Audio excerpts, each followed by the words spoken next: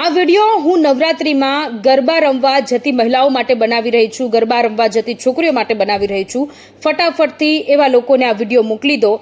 કેટલીક બાબતોનું ખૂબ ધ્યાન રાખવું જરૂરી છે, ખાસ કરીને દીકરીઓને। આ સમયમાં જ્યારે આપણે આવા સમાચારો, બળાત્કારના સમાચારો આપણે જ્યારે વાંચી રહ્યા છીએ ત્યારે આપણે આપણી દીકરીઓનું ખાસ ધ્યાન રાખવું જોઈએ। જ્યારે પણ તમારી દીકરી ગરબા રમવા જાય છે ત્યારે કઈ જગ્યાએ જાય છે તેનું ખાસ માહિતી પોતાની પાસે પેરેન્ટ્સ રાખે, એડ્રેસ લઈ રાખે, કોની સાથે જઈ રહ્યા છે તે લઈ રાખે, તેના જે ફ્રેન્ડ્સ છે જેની સાથે ગ્રુપમાં ગરબા રમવા જઈ રહ્યા છે તેનો મોબાઈલ નંબર પણ પરિવારજનોને આપીને ગરબા રમવા જાય। પરિવારજનો પાસે આ માહિતી હોવી જોઈએ। અજાણી અથવા તો જે નજીકના પરિચયમાં આવ્યા, ટૂંકા ગાળામાં જે લોકો આપણને જે ઓળખતા થયા હોય એ લોકોએ આપણને કોઈ પીણું આપ્યું હોય, કોઈ કોલ્ડ ડ્રિંક્સ આપ્યું હોય, કોઈ ખાવાની વસ્તુ આપી હોય તો ના ખાવી જોઈએ। સાથે સોશિયલ નેટવર્કિંગ સાઇટ પરથી જો કોઈ વ્યક્તિ મળે તો તેની સાથે પણ મુલાકાત ઓછી કરવી। જે લોકો ટ્રસ્ટવર્ધી હોય છે એ લોકો પાસેથી જ અને લોકો જોડે જ ગરબા રમવા જવું।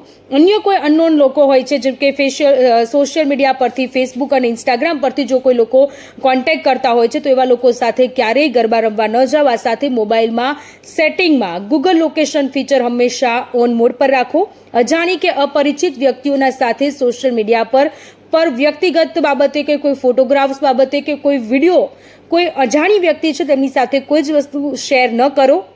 કોઈ પણ અજાણી કે અપરિચિત વ્યક્તિ સાથે એકાંતવાળી જગ્યા કે અવાવરૂ જગ્યાએ પણ ન જવા। સાથે રાત્રિના સમયે જો કોઈ વાહન ન મળતું હોય તો 100 નંબર અથવા તો 181 નંબર પર કોલ કરો, પોલીસને જાણ કરો। પોલીસ તમને તમારા ઘર સુધી પહોંચાડી દેશે, તમારા ઘર સુધી મૂકવા આવશે। આખી રાત પોલીસ દ્વારા પેટ્રોલિંગ કરવામાં આવતું હોય છે, પરંતુ નવરાત્રિમાં આટલી બાબતોનું ધ્યાન રાખવું ખૂબ જરૂરી છે।